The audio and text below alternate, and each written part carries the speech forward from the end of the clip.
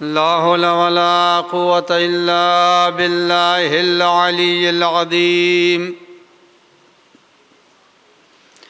أعوذ بالله من الشيطان اللعين الرجيم.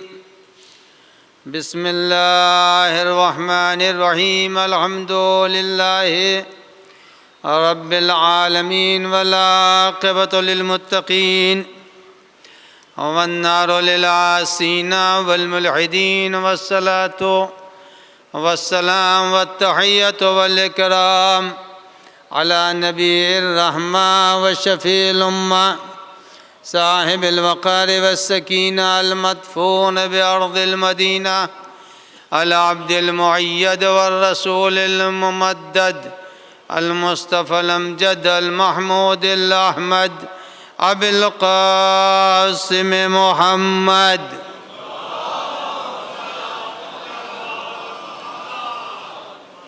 وعلى ابن عمه ووزيره ووصيه وخليفة نور الأنوار حجج الجبار والد الأئمة الأطهار قسيم الجنة والنار المولود في البيت ذي الأستار إمام المشارق والمغارب الذي يحبه فرض على الحاضر والغائب غالب كل غالب علي بن أبي طالب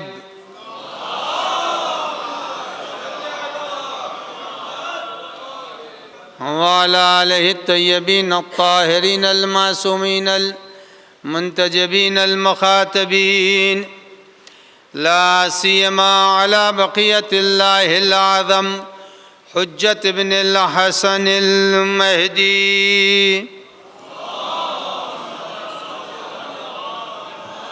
روحي وأرواح العالمين له الفداء واللعنة الدائمة الباقية على أعدائهم أجمعين من ليلنا هذا إلى قيام يوم الدين. أما بعد فقد قال الله الحكيم في كتابه الكريم بسم الله الرحمن الرحيم يوم ندعو كل أناس بإمامهم. صلوات پڑھ دیں محمد وآل محمد.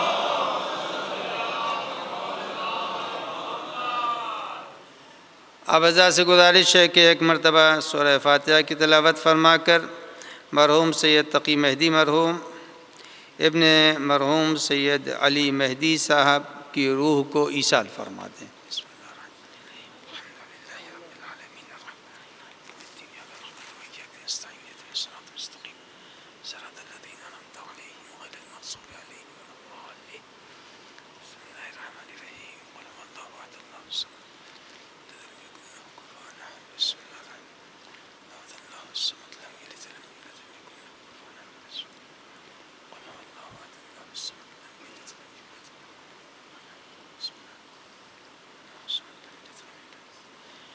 ایک صلوات پڑھ دیں محمد وآل محمد.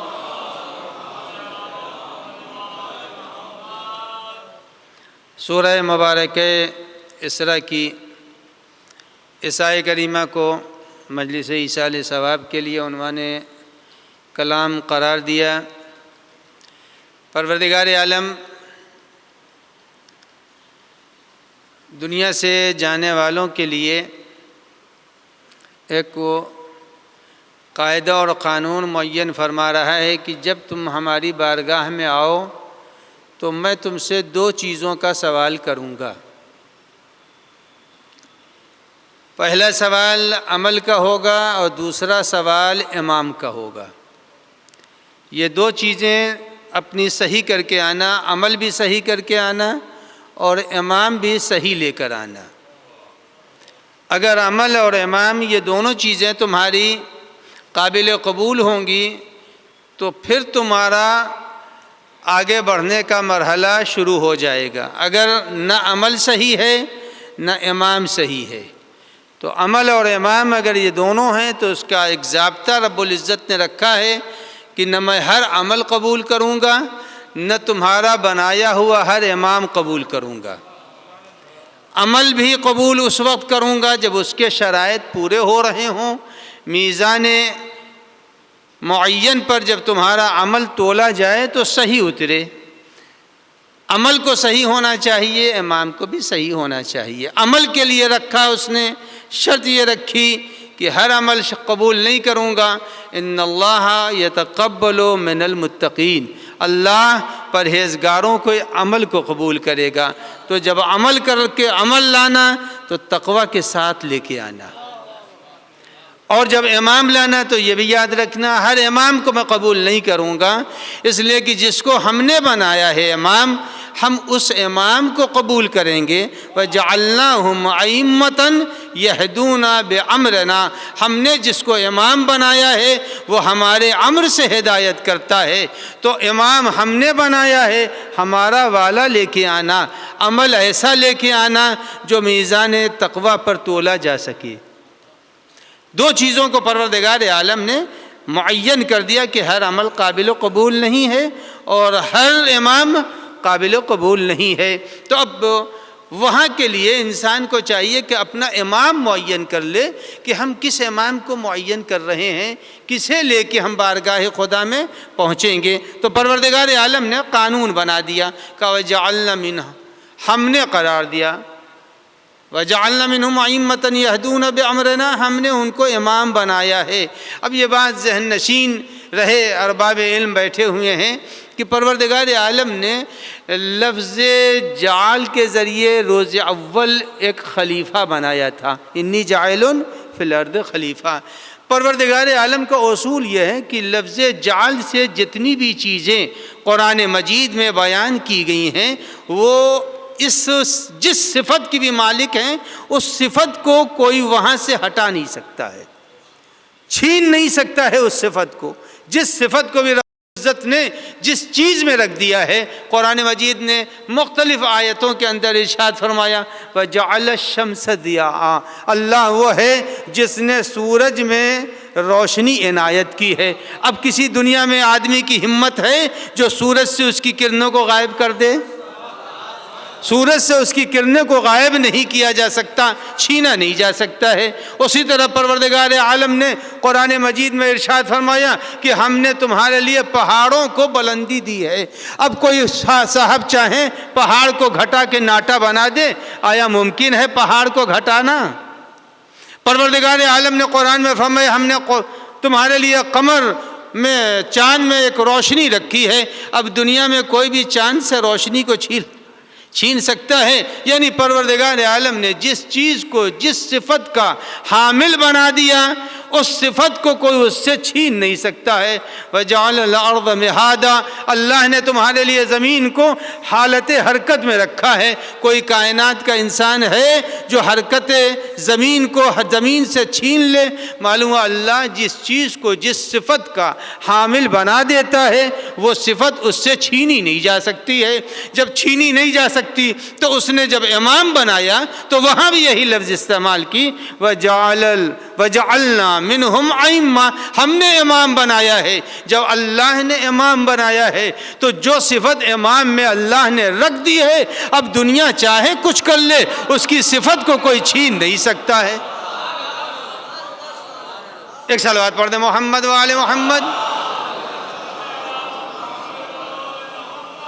تو اللہ نے مقام جعل میں رکھا امام کو.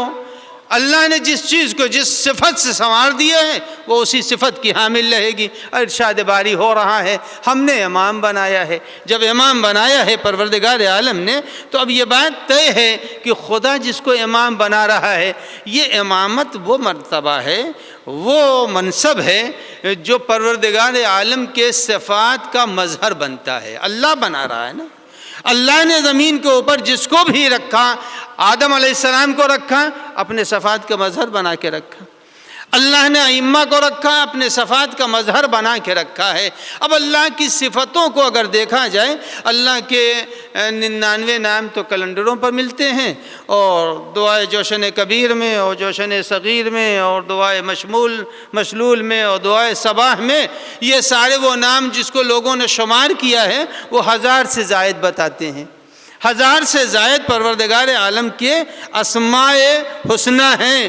ان اسماء حسنی میں کچھ تو وہ ہیں جو مستتر ہیں، چھپے ہوئے ہیں، جس کی خبر کسی کو نہیں ہے اللہ کے وہ نام ہیں کیا۔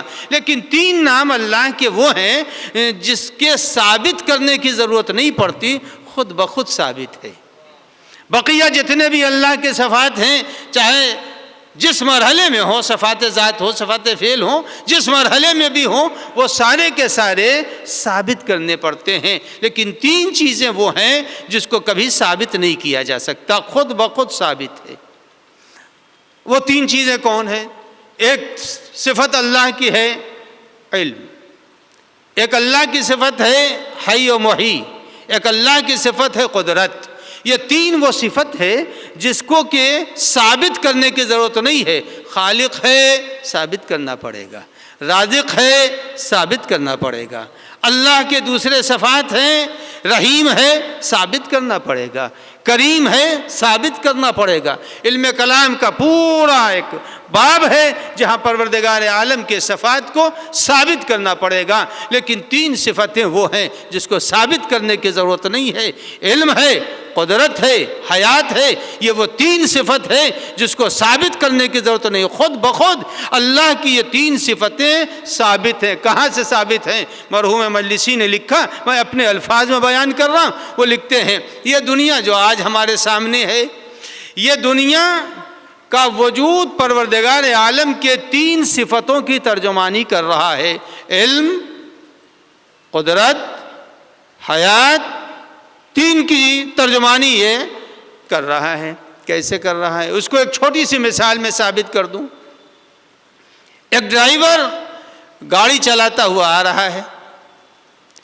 جب وہ گاڑی چلا کے آ رہا ہے تو اتنا تو یقین ہو گیا کہ وہ زندہ ہے، اس کی زندگی کا تو یقین ہو گیا کہ زندہ ہے، اور اس کے بعد یہ بھی سمجھ میں آ گیا کہ جہاں چاہتا ہے روک دیتا ہے، جہاں چاہتا ہے اسپیڈ کو بڑھا دیتا ہے، یہ بھی پتہ چل گیا۔ اس کے بعد یہ بھی پتہ چل گیا کہ اس کو چلانا بھی آتا ہے، قدرت ہے اس کے اندر، یعنی قدرت کا پتہ بھی چل گیا۔ اس کے علم میں ڈرائیونگ کا بھی پتہ چل گیا، اس کی حیات کا بھی پتہ چل گیا۔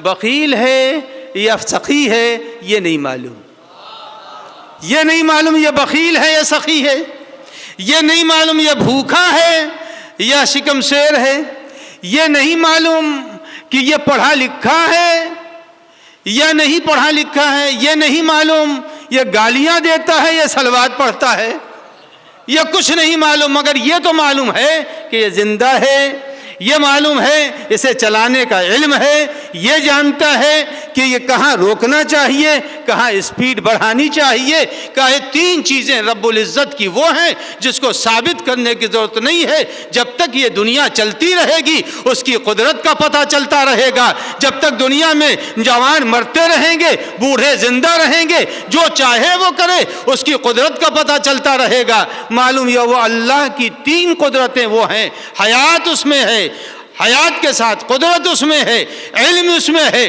کب زمین کے اندر کیا چیز پیدا کر دے اسے معلوم ہے۔ تو پروردگار عالم کے صفات میں 3 چیزیں وہ ہیں جس کو ثابت کرنے کی ضرورت نہیں پڑتی۔ جب ثابت کرنے کی ضرورت نہیں پڑتی، اللہ جس کو اپنا امام بناتا ہے اس میں بھی یہی 3 چیزیں ایسی ہیں جس کو ثابت کرنے کی ضرورت نہیں ہے۔ جب اللہ نے امام بنایا، علم کی جگہ پر دیکھنا ہے، علم دیکھنا ہے تو نہج البلاغہ کو دیکھ لو جو علم کا عظیم شاہکار ہے۔ اگر قدرت دیکھنی ہے کہ قدرت کتنی ہے تو قدرت کی جگہ کے اوپر دیکھیے، اللہ حیات دیتا بھی ہے، حی بھی ہے، محی بھی ہے، حیات دیتا بھی ہے، خود بھی زندہ ہے۔ اگر یہ دیکھنا ہے حیات ہے یا نہیں ہے، حیات دے سکتا، اس کا جو مظہر ہوگا، اس کا جو نمائندہ ہوگا وہ حیات دے گا۔ صلوات پڑھ دیں، تشریف لائیے، آئیے آئیے آئیے، بسم اللہ۔ ایک اور صلوات پڑھ دیں، محمد و آل محمد۔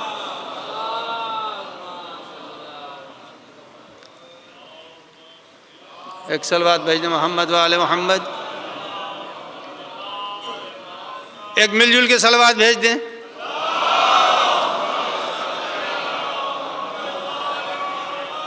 تو 3 چیزیں اللہ کی وہ ہیں جسے ثابت نہیں، کہا اگر اللہ نے جس کو نمائندہ بنایا وہ بھی انہی صفتوں کا مالک ہے۔ لائے تو تھے، زندہ کو تابوت میں لے کے آئے نہ تھے؟ جب زندہ کو لے کے تابوت میں آئے تو یہی تو کہا کہ جنازہ پڑھا دیجئے، جنازہ پڑھا دیجئے۔ کہا پڑھا دوں جنازہ؟ نماز جنازہ پڑھا دوں؟ کہا پڑھا دیجئے۔ کہا وہ حیات دیتا بھی حیات لیتا بھی ہے۔ ادھر انہوں نے کہا میں پڑھا دوں؟ کہا ہاں پڑھا دیجئے۔ ادھر اللہ اکبر کے لیے ہاتھ اٹھایا، حیات رخصت ہو گئی، حیات رخصت ہو گئی۔ اب وہ بلبلا رہی ہے کہ ارے زندہ تو کر دیجئے۔ معلوم ہے جو اس کا نمائندہ ہوتا ہے وہ حیات دے بھی سکتا ہے، حیات لے بھی سکتا ہے۔ اب آئیے عزیزان گرامی، قدرت بھی پروردگار عالم کی شے ہے، وہ قدیر ہے، علی کل شیء قدیر ہے، اور یہ بھی علی کل شیء قدیر ہے، ہر شے کے اوپر ان کی قدرت ہے۔ اب آئیے میں آپ کے سامنے ایک چھوٹا سا بات تھا، زمانہ امیر المومنین علی بن ابی طالب علیہ السلام کا ہے۔ امیر المومنین یہ علی بن ابی طالب کا زمانہ ہے۔ ایک شخص آیا روتا ہوا اور نوجوان بھی ہے، اس نے یہ کہا کہ مسجد پیغمبر میں یہ بات کہہ رہا ہے کہ آپ کے پاس میری والدہ نے امانت رکھی ہے، وہ امانت مجھے واپس کر دیجئے، میں فلاں کا بیٹا ہوں، جب میں چھوٹا تھا تو میرے والد نے انتقال کیا اور انہوں نے وہ امانت آپ کے پاس رکھی تھی کہ جب میرا بیٹا جوان ہو جائے دے دیجئے۔ خیر انہوں نے جب یہ سنا، ان کا ثبوت لاؤ کہ تم ان کے بیٹے ہو۔ اب میں اس سے زیادہ نہیں کہہ سکتا، میں اس سے زیادہ نہیں کہہ سکتا، کوئی اور مانگتا تو شاید ہم کو اتنا تردد نہ ہوتا، لیکن انہوں نے کہا ثبوت لائیے۔ اب وہ ثبوت کہاں سے لائے؟ اب وہ آج کوئی دنیا کا شریف آدمی ثبوت دے سکتا ہے؟ اب ثبوت کا مسئلہ آیا۔ اب اس نے دیکھا میری ساری پونجی اور میری ساری کمائی آج غرق ہو گئی، اب حاکم دے ہی نہیں رہا ہے۔ جب حاکم نے انکار کر دیا کہ ثبوت لاؤ، ثبوت اس کے پاس نہیں، دو چار آدمی مل گئے، ہاں یہ فلاں صاحب کا لڑکا ہے، چھوٹا تھا، اس کے باپ مر گئے تھے، کہا ہم اس کو مانتے نہیں، ہم اس کو مانتے نہیں۔ اب حاکم نے انکار کر دیا، وہ مسجد سے روتا ہوا نکلا، مسجد پیغمبر سے روتا ہوا نکلا۔ اچھا بچے روتے ہوئے نکلے تو کوئی مسئلہ نہیں ہے، اگر پڑھا لکھا کوئی بڑا اور عمر دراز اور سن رسیدہ اور جوان روتا ہوا مسجد سے نکلے، ہر آدمی کی توجہ ادھر ہو گئی۔ یہ بتائیے کہ کیوں رو رہے ہو تم، کیا وجہ تمہارے رونے کی ہے؟ اس نے کہا میری ساری پونجی ختم ہو گئی، میرے والد نے دیا تھا، حاکم وقت دے نہیں رہے ہیں۔ امیر المومنین کا زمانہ ہے، آپ سمجھ رہے ہیں میری باتوں کو۔ خبر سلمان کے ذریعے امیر المومنین کو پہنچی، امیر المومنین نے کہا کہ چلو میں آتا ہوں۔ آئے، اس جوان کو بھی لے کے آئے۔ جب اس جوان کو لے کے آئے تو جوان نے امیر المومنین سے وہ سارا واقعہ حاکم کے سامنے بیان کیا۔ جب بیان کر دیا، حاکم کے سامنے سارا واقعہ بیان ہو گیا، تو امیر المومنین نے فرمایا حاکم وقت سے رخ کر کے کہ کل اس کا فیصلہ ہوگا۔ وہ بھی جانتے ہیں کہ فیصلہ کوئی اہم ہی ہے، کوئی چھوٹا موٹا فیصلہ نہیں ہے۔ جب علی نے کہا کل فیصلہ ہوگا، کوئی بڑا فیصلہ ہے۔ اب بڑے فیصلے کے لیے چھوٹے سے مدینے میں اعلان عام ہو گیا کہ کل ایک بڑے مسئلے کا فیصلہ ہوگا۔ امیر المومنین مسجد پیغمبر چھلک رہی ہے مسجد پیغمبر، اور وہ نوجوان پہنچ گیا، حاکم وقت پہلے ہی سے موجود ہیں۔ جوان پہنچا، امیر المومنین نے مثلا 9 بجے کا وقت دیا تھا، 9 بجے آؤں گا، آئے نہیں، 9:15 ہو گئے، نہیں آئے، 10 بج گئے۔ اب سب کی نگاہ کس کی طرف ہے؟ مسجد نبی میں باب جبرائیل کی طرف ہے، ادھر ہی سے تو آنا ہے، اب آ رہے ہوں گے۔ عزیزان گرامی یاد رکھیے گا، یعنی 1 گھنٹہ صحیح، 15 منٹ صحیح، 10 منٹ صحیح، سارا مجمع امامت کا انتظار کر رہا ہے۔ یعنی معلوم ہے امامت کا انتظار ہر دور میں ہوا ہے۔ امام تشریف لائے، امام نے ایک مرتبہ پوچھا کہ یہ بتاؤ تم کو اپنے باپ کی قبر معلوم ہے؟ کہا جی معلوم ہے۔ حاکم سے کہا گورکن کو بلائیے، 18 سال پہلے مر گیا ہے وہ، 1-2 دن پہلے باپ نہیں ملا، 18 سال پہلے مرا ہے۔ کہا قبر پر لے چلو، قبر پر لے گئے۔ جب قبر کے اوپر لے گئے، گورکن سے کہا قبر کھود دو، قبر کھودی گئی۔ اس کے اندر کچھ ہڈیاں تھیں۔ امیر المومنین علی ابن ابی طالب نے فرمایا، بات ذہنوں سے نکلنے نہ پائے، کہ جو اللہ کا نمائندہ ہوگا وہ صاحب علم بھی ہوگا، صاحب علم نمائندہ ہوگا۔ اب اس میں سے ہڈیاں چند نکلی۔ امیر المومنین نے فرمایا جوان سے کہ یہ تمہارے باپ کی قبر تھی، کھودی گئی ہے، اس میں چند ہڈیاں پڑی ہوئی ہیں، سونگ لو اس کو۔ جیسے ہی اس نے ہڈیاں سونگی، نکسیر ٹوٹی، چند قطرے خون کے گرے۔ امیر المومنین نے فرمایا یہ اسی کا ہے، یہ مال اسی کا ہے، یہ بیٹا اسی کا ہے، اس کو اس کا مال دے دیا جائے۔ اب حاکم نے کہا یہ بھی کوئی فیصلہ ہوا، یہ بھی کوئی فیصلہ ہوا؟ کہا آپ سونگ لیجئے۔ انہوں نے سونگا، کچھ نہ ہوا۔ پھر کہا نوجوان سے تم سونگ لو۔ نوجوان نے پھر سونگ لیا، پھر چند قطرے خون کے نکسیر ٹوٹی اور ٹپک گئے۔ اب جب 2 مرتبہ ہو گیا تو اب تو یقین ہو گیا۔ عزیزان گرامی، بس اتنی سی بات عرض کرنا ہے، ہر انسان کا علم اس زمانے کے بعد سے مردہ ہو جایا کرتا ہے، لیکن علی ابن ابی طالب وہ اللہ کے نمائندے ہیں جس کا علم زمانے کے اعتبار سے زندہ رہتا ہے۔ پڑھے لکھوں کا مجمع ہے۔ آج دنیا کے یورپ اور دوسرے ملکوں کے اندر ایک علم کی آج تحقیق ہو رہی ہے جس علم کا نام ہے جینیٹک علم۔ علی ابن ابی طالب نے 1400 سال پہلے بتایا ایک علم ایسا بھی ہوگا جس سے ہڈیاں سونگ کے نسلوں کا پتہ لگا لیا جائے گا۔ صلوات پڑھ دے محمد و آل محمد۔ تو علی ابن ابی طالب اللہ نے جس کو بنایا ہے امام، اب اللہ نے جب امام بنا دیا تو اللہ کے بنانے کے بعد اب کوئی صفت علم بھی نہیں لے سکتا ہے، صفت قدرت بھی نہیں لے سکتا ہے۔ ائمہ کو اللہ نے 2 چیزیں مانگی ہیں، عمل لے کے آنا، امام لے کے آنا۔ یوم ندعو کل اناس بامامہم، 2 چیزیں لے کر کے آنا، صحیح امام، خود ساختہ امام کی ہم کو ضرورت نہیں ہے۔ کہا ہماری معین کردہ عبادتیں لے کے آنا، اپنے سے نہ نماز بڑھا دینا، نہ اپنے سے کوئی روزہ بڑھا دینا۔ تمہارا بڑھایا ہوا نہ روزہ چاہیے، نہ بڑھائی ہوئی نماز چاہیے، کچھ نہیں، ہمارا جو ہم نے دے دیا۔ ورنہ ابلیس میں کیا عیب تھا؟ ابلیس میں کوئی عیب نہیں تھا۔ ابلیس نے تو کہا جتنا تو کہے گا سجدہ کر دوں گا، ان کا نہیں کروں گا۔ اللہ نے روز اول طے کر لیا کہ تمہاری نہیں چلے گی، ہماری چلے گی، جو ہم کہیں گے وہ چلے گی۔ تو اب اللہ نے امام بنایا۔ عزیزان گرامی، یہ یاد رکھیے گا، امامت جہالت کے ساتھ اچھی ہی نہیں لگتی۔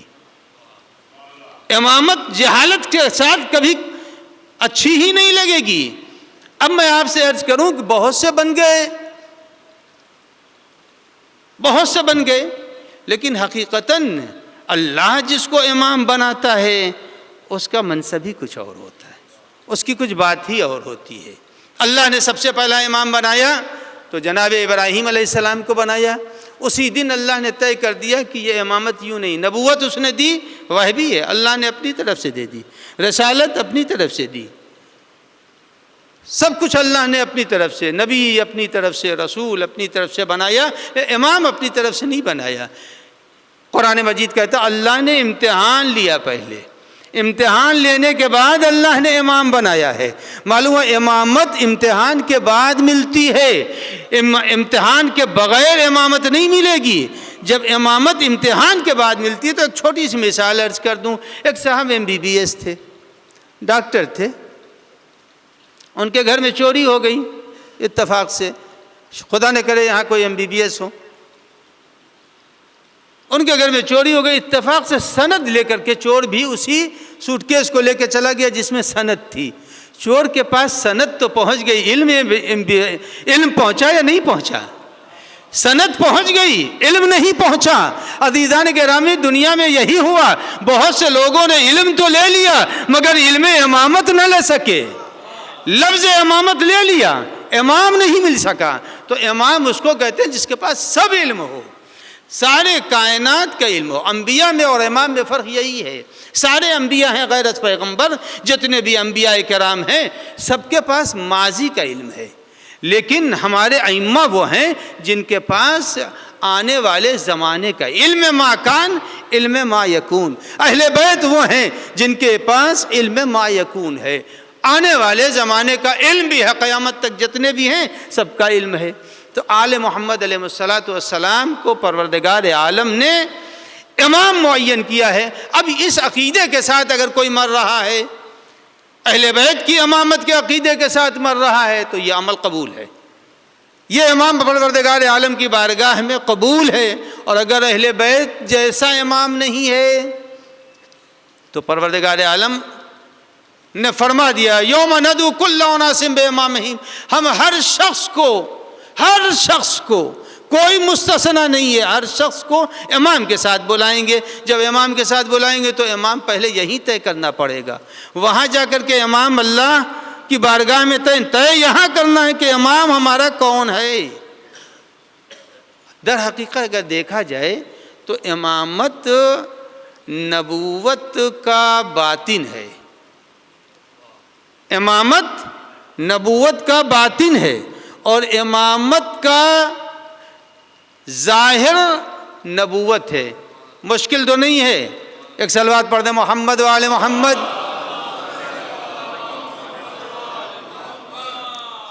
نبوت کا باطن امامت ہے اور امامت کا ظاہر نبوت ہے۔ نہ میں کسی کو بڑھا رہا ہوں نہ گھٹا رہا ہوں، بڑھاتا گھٹاتا وہ ہے جس کے یہاں کچھ کمی ہوتی ہے۔ ہم کو اپنے عقیدے میں نہ گھٹانا ہے نہ بڑھانا ہے، اس لیے کہ ہمارا عقیدہ خدا کی طرف سے طے کیا ہوا ہے۔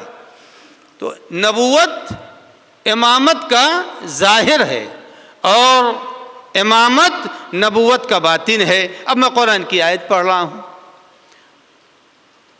نفس کہتے ہیں روح کو، نفس کے معنی ہوتے ہیں روح کے۔ پروردگار عالم قرآن مجید میں فرما رہا ہے قل تعالوا ندعو ابناءنا وابناءکم وانفسنا وانفسکم۔ اول تو قرآن مجید نے اس آیے کریمہ کے ذریعے سے سارے دنیا کے انسانوں کو اہل بیت سے الگ کر دیا کہ دنیا کے انسان اور ہیں، اہل بیت اور ہیں۔ لفظ تعال عربی میں ہے قل تعالو، تعال کے معنی ہوتے ہیں، وہ عربی میں اس کو استعمال کیا جاتا تھا جب کوئی پہاڑیوں پر رہتا تھا بلندی پر، اور نیچے جب اس کے کوئی بچہ وغیرہ کھیلتا تھا تو بلاتے تھے ماں باپ اس بلندی سے تعال، بچوں کو نیچے سے اوپر آؤ۔ معلوم ہوا سارے کے سارے دنیا والے نیچے ہیں، آل محمد سب سے اوپر ہیں، سب سے اوپر آل محمد ہے۔ قل تعالو، یعنی پروردگار عالم نے آیت کے اندر تعال کے معنی بتا دیے کہ سب نیچے ہیں، یہ پنجتن پاک سب سے اوپر۔ اب نہ کوئی صحابی کی قید، نہ مرشد کی قید، نہ پڑھے لکھے کی قید، کچھ نہیں۔ لفظ تعال عربی میں جب استعمال ہوگا، کہا جو بلندی پر ہے، ٹیرس پر بیٹھا ہوا نیچے سے آواز دے رہا اوپر آؤ، تو معلوم ہوا ساری کائنات نیچے ہے، پنجتن پاک اوپر ہے۔ ایک تو یہ عقیدہ ایسا کامل۔ اس کے بعد قرآن نے کہا یا رسول اللہ آپ کہیے کہ تعالوا ندعو ابناءنا، تم اپنے بچوں کو لاؤ، ہم اپنے بچوں کو لائیں، تم اپنی عورتوں کو لاؤ، ہم اپنی عورتوں کو لائیں، تم اپنے نفسوں کو لاؤ۔ مردوں کی جگہ پر نفس استعمال کیا ہے، قرآن نے یہ نہیں کہا مردوں کو لے آؤ، کہا نفس کو لے کے آؤ۔ تو اب بتائیے نفس کو جب لے کے جانا تھا تو نفس کو کہاں لے کے پیغمبر گئے؟ پیغمبر نے نفس کی جگہ پر علی ابن ابی طالب کو رکھا۔ معلوم ہوا نفس نبوت کا نام ہے امامت، نفس نبوت کا نام ہے امامت۔ اگر یہ علی ابن ابی طالب نہ ہوتے تو کوئی آیہ مباہلہ کا مقابل بھی نہ ہوتا۔ آیہ مباہلہ کا مقابل اگر کوئی ہے اور کوئی مصداق بن سکتا تو نفس رسول پیغمبر کے لیے علی ابن ابی طالب ہیں۔ تو اب ماننا پڑے گا نبوت کے باطن کا نام امامت ہے اور امامت کے ظاہر کا نام نبوت ہے۔ صلوات پڑھ دیں محمد و آل محمد۔ تو یہ عقیدہ اللہ نے فرمایا کہ یوم ندعو کل اناس بامامہم، ہم ہر شخص کو اس کے امام کے ساتھ۔ تو امام کو پہلے یہی پہچان لینا چاہیے امام ہے کون۔ اب آئیے، بہت سی جگہوں کے اوپر اعتراض بیجا ہوتے ہیں، مگر اعتراض کرنے والے مچلتے رہتے ہیں اعتراض کرنے کے لیے، بہت مچلتے ہیں اعتراض کے لیے۔ اب ایک اعتراض یہ ہے، دیکھیے اب تو ہمارے مومنین ماشاء اللہ مصروف اتنے ہیں تو کتاب پڑھنے کا تو موقع نہیں، جو کچھ ہے یہیں سے ممبر ہی رہ گیا ایک دینے کے لیے۔ اب ایک مسئلہ یہ ہے کہ ہم اپنے امام کو ہر ٹھوکر پر پکارتے ہیں کہ یا علی مدد، کہتے ہیں نہیں، یا علی مدد۔ میں ایک مرتبہ جا رہا تھا، سچا واقعہ، کوئی داستان نہیں ہے، ایک سچا واقعہ ہے۔ میں ہندوستان سے جا رہا تھا کہیں، تو اسی فلائٹ میں تھوڑی دیر کے بعد جہاں رکی وہ ایک صاحب سوار ہوئے، انہوں نے ہمیں اسی کپڑے میں دیکھا، بس ان کا اندر سے شرک مچلنے لگا، اندر سے ان کا شرک مچلنے لگا۔ اب جب مچلنے لگا تھوڑی دیر تک وہ بیٹھے رہے، آخر میں انہوں نے جو ہے جھنجھوڑ کر کے آپ کہاں جا رہے ہیں اور کیا کر رہے ہیں، اور بات چیت جب 2-4 منٹ ہوئی تو پھر کہتے ہیں آپ لوگوں میں سب چیز اچھی ہے لیکن ایک چیز بہت خراب، آپ لوگ مشرک ہیں۔ ہم نے کہا بھائی کلمہ ہم بھی پڑھتے ہیں، کون سی ایسی شرک کی بات ہے جو آپ نے ہم میں دیکھ لی اور ہم کو آپ نے مشرک کہا؟ تو کہا دیکھیے آپ لوگ یا علی کہتے ہیں، یہی غلط ہے، یہ غلط ہے، یا علی نہیں کہنا چاہیے، یہ شرک ہے۔ اب ظاہر ہے فلائٹ میں ہوں، کچھ بھی نہیں، اور اتفاق سے ایک چھوٹا سا قرآن میرے پاس تھا، اور وہ بھی کہاں خادم الحرمین کی طرف سے بٹا تھا۔ اب جو خازن الحرمین بھی نہیں ہے، خائن الحرمین بن چکے ہیں۔ اب وہ چھوٹا سا ایک قرآن تھا، ہم نے کہا دیکھیے نہ حدیث میرے پاس ہے نہ آپ حدیث مانیں گے، اس قرآن کو شوق سے دیکھ لیجئے کہ دیکھیے یہ کہاں کا چھپا ہوا ہے۔ تو معلوم ہوا صاحب مرکز، اب کیا کہوں اس کو، کون سا مرکز کہوں، اسلام کہنے کو جی نہیں چاہتا۔ صلوات پڑھ دے محمد و آل محمد۔ اب تو دنیا سمجھ گئی کہ مرکز اسلام نہیں ہے۔ اچھا چھوٹے سے قرآن کو میں نے دیا، اس میں سے ایک آیت نکال کے دے دی۔ اس آیت کے اندر پروردگار عالم فرما رہا کہ ایدک بنصرہ وبالمؤمنین، پیغمبر کو مخاطب کر کے قرآن کہہ رہا کہ اے پیغمبر ہم نے آپ کی مدد کی اور مومنین کے ذریعے سے آپ کی مدد کرائی۔ قرآن مجید کہہ رہا، میں نے یہ ان سے کہا کہ یہ بتائیے اللہ مدد کرنے کے لیے کافی نہیں تھا؟ اللہ جس کی مدد چاہے کر دے، اللہ تو سب کی مدد کر سکتا ہے، لیکن اللہ کہہ رہا ایدک بنصرہ، میں نے مدد کی اور آپ کی مومنین کے ذریعے سے مدد کرائی۔ کہاں یہ قرآن کی آیت ہے؟ ہم نے کہا اگر پروردگار عالم ہو کر کے، علیم ہو کر کے، قدیر ہو کر کے، قادر ہو کر کے وہ اپنے جگہ کے اوپر مومن سے سہارا لے رہا ہے، اگر اللہ کہہ رہا ایدک بنصرہ وبالمؤمنین، اگر اللہ مومنین سے پیغمبر کی مدد کرا سکتا ہے تو امیر المومنین سے ہم مدد لے لے۔ صلوات پڑھ دیں محمد و آل محمد۔ تو عزیزان گرامی، امامت کوئی بنائی ہوئی چیز نہیں ہے، یہ اماں کا دیا ہوا عقیدہ نہیں، قرآن کا عقیدہ ہے۔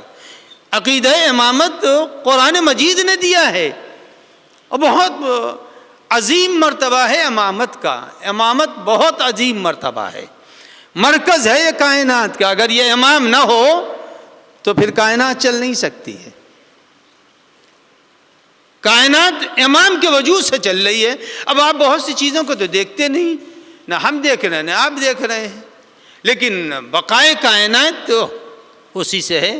اب بتائیے زمین کے نیچے کیا کیا پروردگار عالم نے پیدا کیا ہے، فضاؤں میں کیا پیدا کر دیا ہے، دوسرے سیاروں میں کیا پیدا کر دیا ہے، ہمیں کیا معلوم؟ لیکن ان سب کی کرنوں کی روشنی بھی پہنچ رہی ہے، فضاؤں کی تازگی بھی پہنچ رہی ہے، زمین کے اندر سے تمام چیزیں آبخارات بھی نکل رہے ہیں، سمندر کی لہروں سے بہت سی چیزیں بخارات بھی بلند ہو رہے ہیں، ساری چیزیں ہیں، ہم کو اس کا اندازہ نہیں ہوتا۔ اب امیر المومنین علی ابن ابی طالب علیہ السلام کی حیات کا آپ ان کی اہمیت سمجھ لیں۔ مولا کائنات تو خود اپنی امامت کا تعارف کرایا ہے۔ امام نے فرمایا ان محلی منہا محل القطب من الرہا، کہ ہماری مثال ایسی ہے جیسے چکی کے لیے کیل کی ہوتی ہے۔ یہ امیر المومنین نے فرمایا جیسے میری حیثیت کائنات کے لیے ایسی ہے جیسے چکی کے لیے کیل ہوتی ہے۔ اب ماشاءاللہ بزرگ سب بہتر سمجھتے ہیں، نوجوان تو اب تھیلی کا آٹا کھاتے ہیں، ان کو چکی دیکھنے کا وقت ہی کہاں مل رہا ہے۔ عزیزان گرامی، چکی بغیر کیل کے نہیں چل سکتی ہے۔ کیل کے بغیر چکی نہیں چل سکتی ہے. جب کیل ہوگی اور اگر کیل ہٹ جائے نکل جائے تو پاٹ کبھی ادھر ہوگا کبھی ادھر ہوگا, چکی چل ہی نہیں سکتی ہے. چکی اسی وقت چلے گی. ان محلی منہا محل القطب من الرہا. امیر المومنین فرما رہے ہیں میری حیثیت ویسی ہے جیسے چکی کے لیے کیل کی ہے. بغیر کیل کے چکی نہیں چلتی, چکتی چلتی ہی نہیں. اور بزرگ جانتے ہیں, بچے بھی تجربہ کرنا چاہیں تو کر لیں. جب دانہ ڈالا جاتا ہے چکی میں تو وہی دانہ محفوظ رہتا ہے جو کیل سے چپکا رہتا ہے. وہ دانہ کبھی بھی محفوظ نہیں رہے گا جو کیل سے نکل کے دونوں پاٹ کے درمیان چلا جائے. یعنی معلوم ہوا جب بھی انسان کو حوادث زمانہ سے بچنا ہے وہ امامت سے وابستہ برقرار رہے. اگر امامت سے رابطہ برقرار کیا تو کامیاب ہوگا, اگر امامت کا دامن چھوڑا تو حادثوں کی چکی میں پس کے رہ جائے گا. صلوات پڑھ دے محمد و آل محمد. ان محلی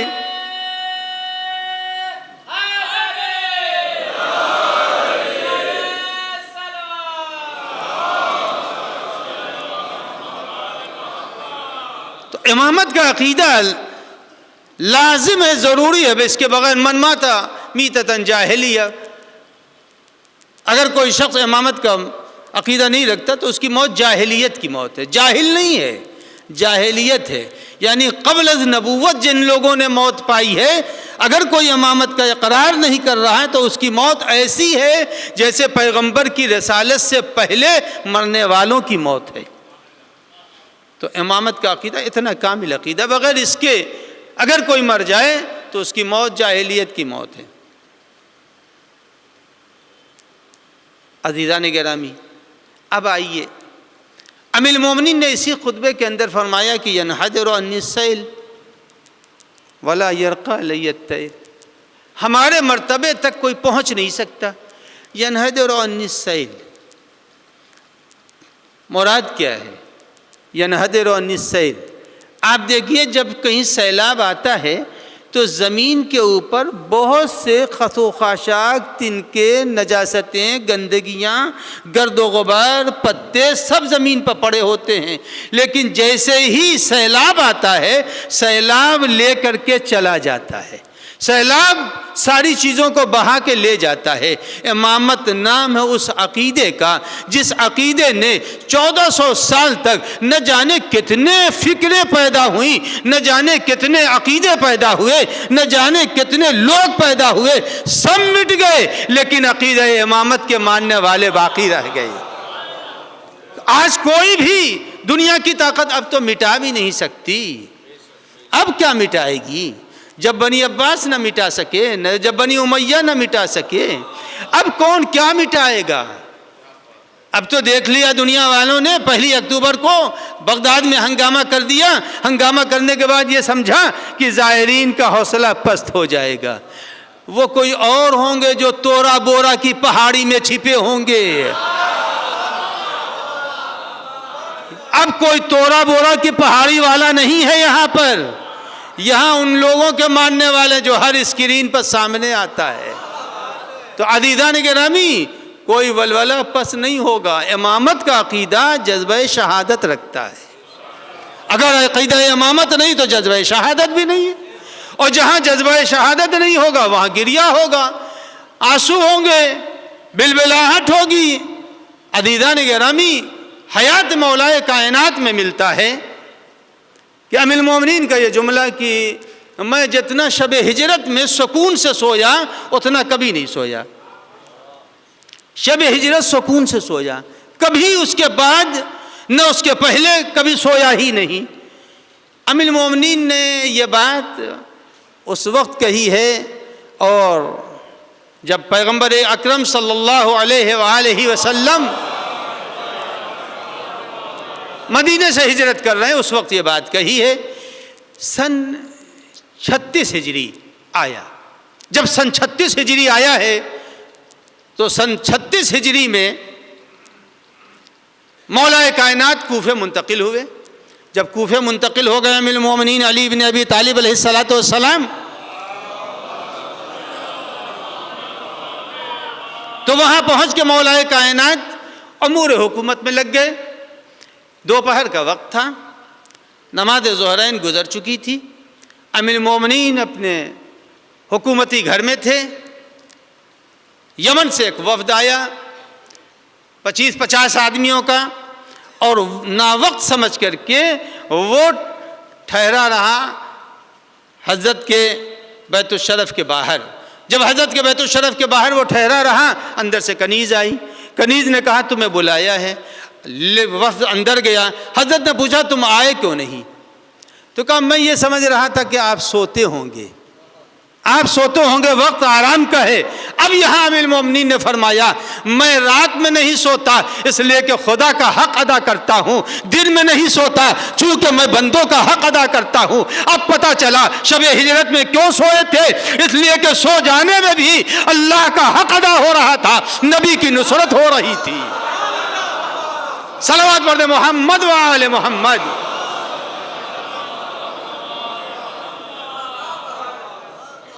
تو اس لیے امیر المومنین نے کہا میں شب ہجرت سویا تھا۔ عزیزان گرامی، عقیدہ امامت انسان کو کہاں پہنچائے گا، کہاں لے جائے گا؟ اس کی اہمیت قرآن مجید میں ملتی ہے۔ میں پڑھ تو نہیں سکتا لیکن اشارہ کر دوں، نہیں پہچانا، نہ نبی کو پہچانا، نہ امام کو پہچانا، کسی کو نہیں پہچانا۔ قرآن مجید ارشاد فرما رہا ہے، بس اشاروں میں بات کہوں گا۔ قرآن مجید ارشاد فرما رہا ہے وَاصْبِرْ عَلَىٰ مَا يَقُولُونَ، اے پیغمبر یہ لوگ جو آپ کو کہہ رہے ہیں اس کے اوپر صبر کیجئے۔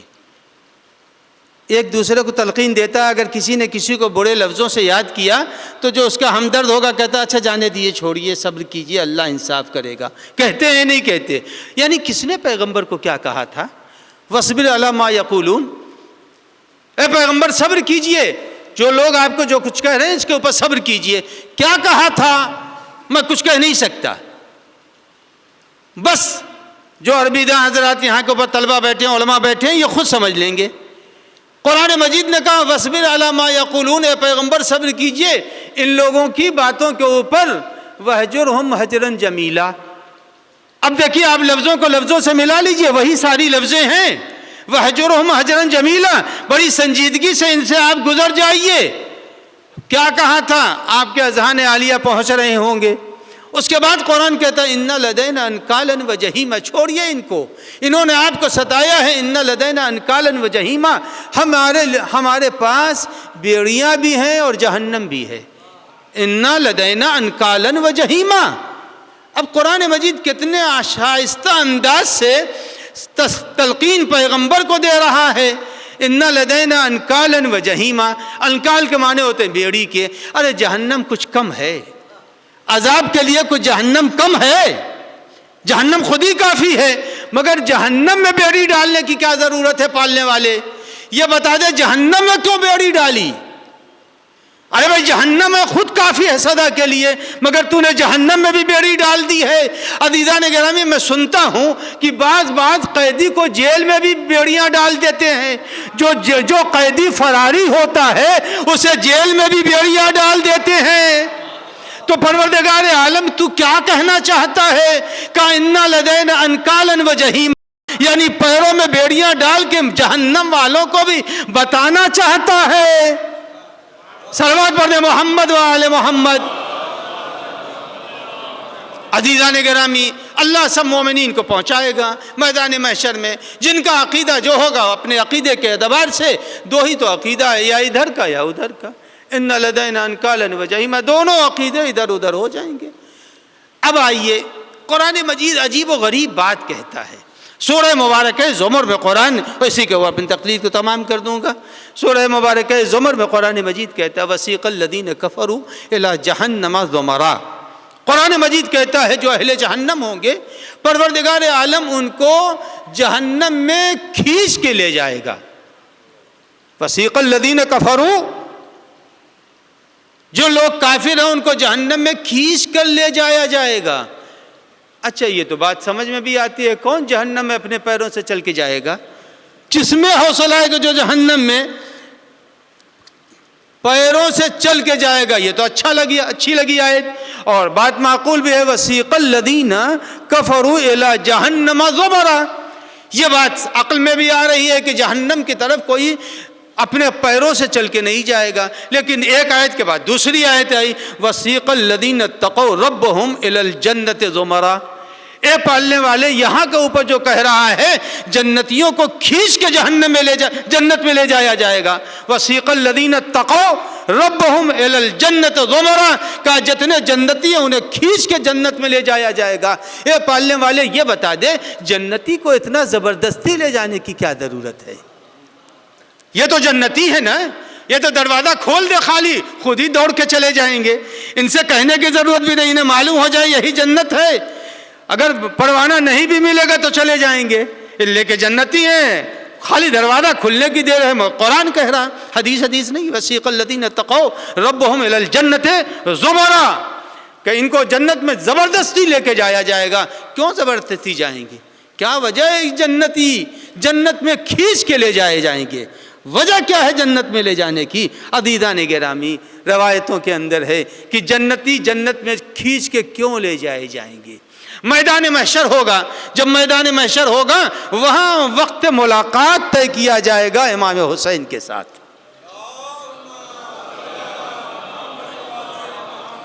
جنت کے حساب و کتاب سے پہلے وقت ملاقات طے کیا جائے گا سرکار سید الشہداء کے ساتھ. اہل جنت میں بعد میں جائیں گے. پہلے زیارت سید الشہداء کریں گے. جب زیارت سید الشہداء کریں گے تو سید الشہداء کی زیارت میں مہو ہو جائیں گے. اتنا مہو ہو جائیں گے ایک مرتبہ آواز آئے گی جنت میں چلیے. وقت ملاقات تمام ہو گیا جنت میں چلیے. آواز ایک مرتبہ ہے جنت میں چلیے. کہاں مجمع جانے والا ہے؟ سید الشہداء کو دیکھ رہا ہے. پھر دوسری مرتبہ آواز آئے گی جنت میں چلیے. تھوڑی دیر کے بعد مجمع ہلے گا نہیں. جب مجمع دوبارہ نہیں ہلا تو تیسری مرتبہ ندائے الہی آئے گی جنت میں چلیے. وقت ملاقات تمام ہو گیا. اب بھی نہیں اٹھیں گے. اب قرآن مجید کہتا ہے وسیق الذین اتقوا ربهم الی الجنۃ زمرا. صلوات پڑھیں محمد و آل محمد.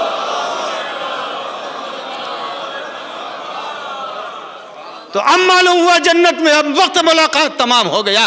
اب قرآن کہتا ہے اب زبردستی لے جائے جائیں گے. کون جائے گا جنت میں؟ جنت تو مخلوق ہے جب سردار جنت سامنے بیٹھا ہوا ہے. صلوات پڑھیں محمد و آل محمد. تو قرآن مجید نے بیان کیا ہے کہ امامت کا عقیدہ ناقص عقیدے کا نام نہیں ہے، کامل عقیدہ ہے. جس کے پاس یہ عقیدہ ہے وسیق الذین تقوا ربهم الی الجنۃ زمرا، کھینچ کے لے جائے جائیں گے. زبردستی کے وقت ملاقات تمام ہو گیا، چلیے جنت کی طرف.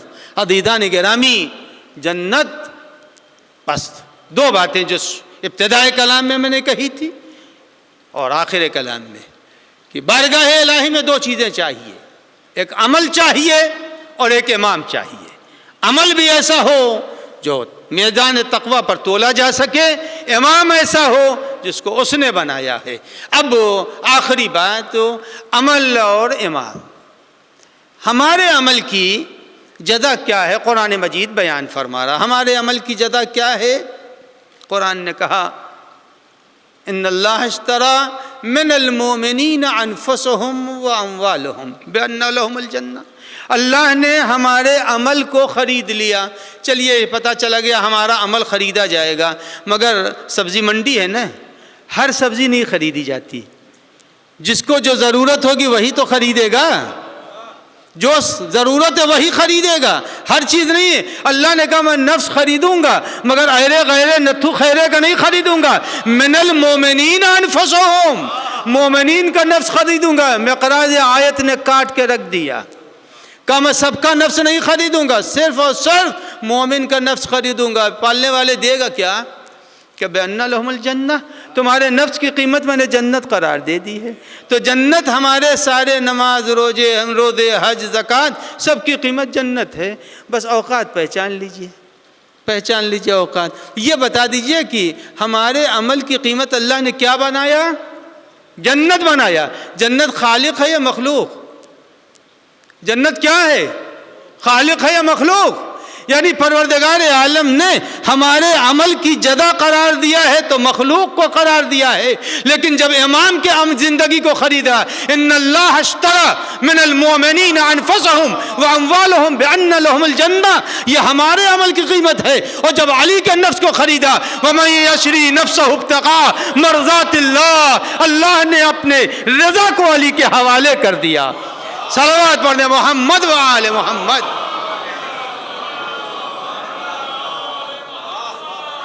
تو ہمارے عمل کی جزا جنت ہے، اور نفس امیر المومنین کے جزا رضائے علی ہے، رضائے خدا ہے. اب رضی اللہ کہنے کی ضرورت نہیں ہے، اب ضرورت ہی نہیں. اللہ نے تو پہلے ہی انہیں اپنی طرف سے رضی بنا دیا انہیں. وَمِنَ النَّاسِ مَن يَشْرِي نَفْسَهُ ابْتِغَاءَ مَرْضَاتِ اللَّهِ. تو اب پہچان لے ہمارے عمل کی قیمت. اب دعائے کمیل کا فقرہ کتنا معنی خیز بن جاتا ہے. امیر المومنین نے فرمایا کہ پالنے والے، میں جہنم کی آگ پر صبر کر لوں گا مگر تیرے فراق پر صبر نہیں کروں گا. اس لیے کہ علی کی نگاہ میں جہنم مخلوق ہے. علی کبھی مخلوق سے نہیں ڈرا کرتا. جب بھی دوری ہے تو خدا کی دوری علی کے لیے شاق ہے. تو اب عزیزان گرامی، دو چیزیں ہیں. عمل ایسا ہو کہ جو میزان تقویٰ پر تولا جا سکے، امام ایسا ہو جو بارگاہ خدا کے اندر ایسا ہو جس کو اس نے اپنی رضا سپرد کر دی ہو. یہ مجلس غم بیٹوں نے اپنے والدین کے ایصال ثواب، اپنے والد کے ایصال ثواب کے لیے منعقد کی. خوش نصیب ہیں وہ جو تیسری دہائی 24 سال گزر جانے کے بعد بھی اتنا بڑا مجمع، اور ان کے ایصال ثواب کے لیے مجلس ہو رہی ہے. ثواب مجلس کیا ہے، ثواب ذکر اہل بیت کیا ہے، یہ بات بہت طولانی ہو جائے گی، لہذا یہیں کے اوپر تمام کر رہا ہوں.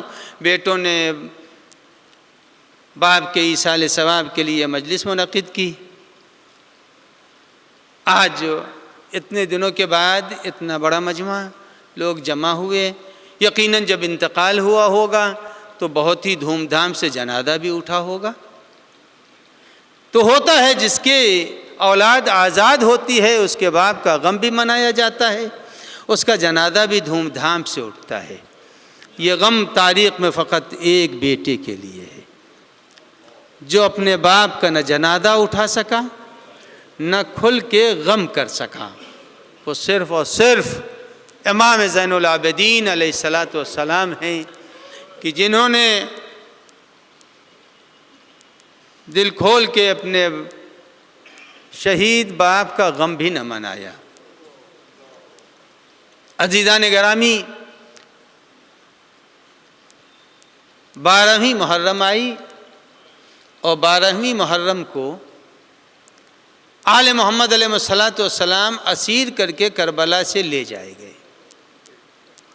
جب لے جائے گئے کربلا سے تو اب شہداء کے جنازے پڑے ہوئے ہیں.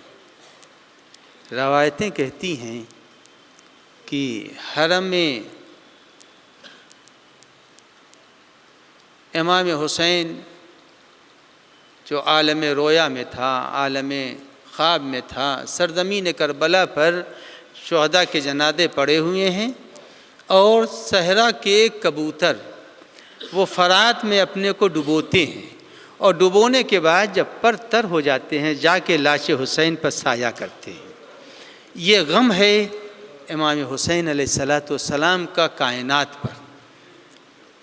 یہ منظر بنی اسد کی عورتوں نے دیکھا، اور دیکھنے کے بعد وہ اپنے گھروں میں آئیں اور اپنے مردوں سے کہا کہ سید الشہداء نے تم سے عہد و پیمان لیا تھا کہ تم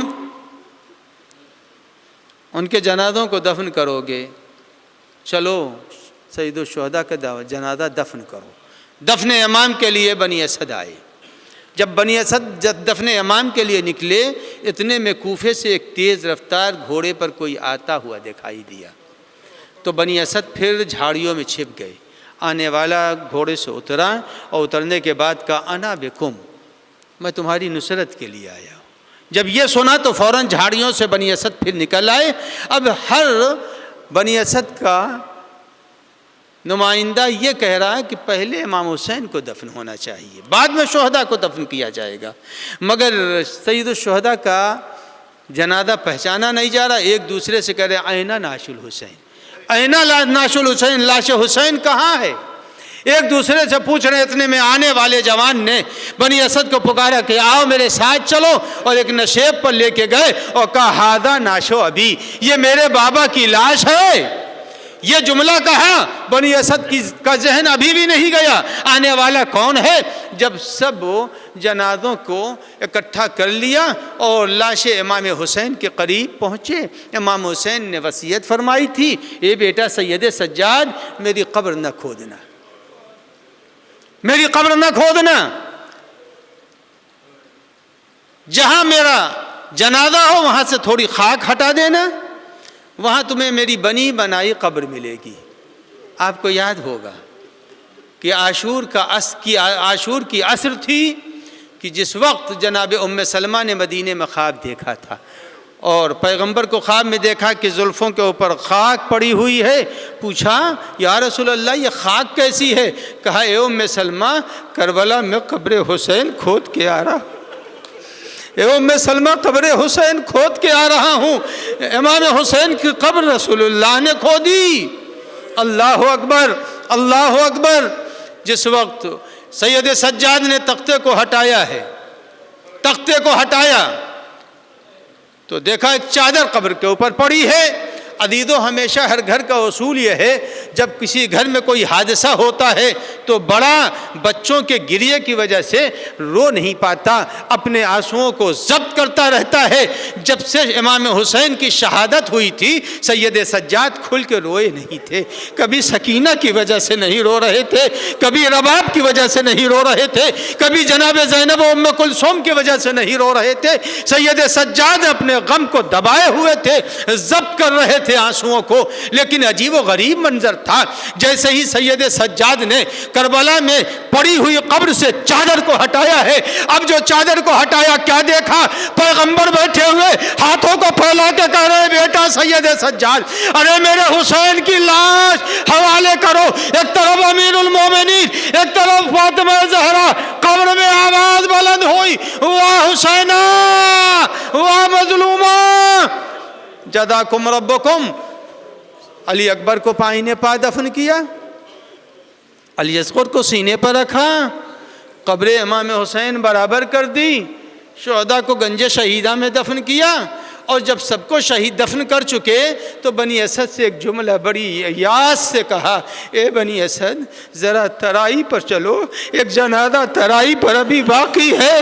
عزیزان گرامی مقتل لکھتا ہے امام زین العابدین نے اپنے بابا کی لاش کو دیکھا تھا، اتنا مرثیہ نہیں پڑھا جتنا مرثیہ علمدار کی لاش کو دیکھ کے پڑھا۔ ارے جیسے ہی لاش علمدار دیکھی آواز دیا یا اماں لیتک تنظر حال الحرم والبنات تنادین واتشا، اے چچا سکینہ پانی مانگ رہی ہے، اے چچا اہل حرم پیاسے ہیں، اے چچا پھوپھی اماں کے بازوؤں میں رسن باندھی جا چکی ہے۔ سیعلم الذین ظلموا ای منقلب ینقلبون لعنت اللہ علی القوم الظالمین۔ یا اللہ یا اللہ یا اللہ یا اللہ یا اللہ یا اللہ یا اللہ۔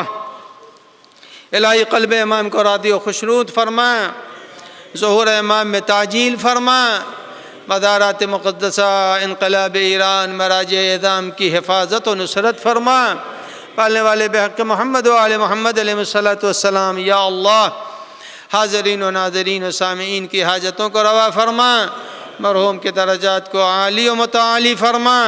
یا اللہ بحق محمد و آل محمد علیہ السلام ہم سب کا خاتمہ محمد و آل محمد کی مودت پر فرما، عمل صالح کی توفیق کرامت فرما۔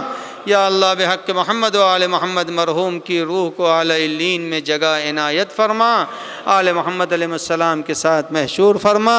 آپ حضرات سے گزارش ہے کہ ایک مرتبہ سورہ فاتحہ کی تلاوت فرما کر سید تقی مہدی مرحوم ابن سید علی مہدی مرحوم کی روح کو ایصال فرما دیں۔ بسم اللہ۔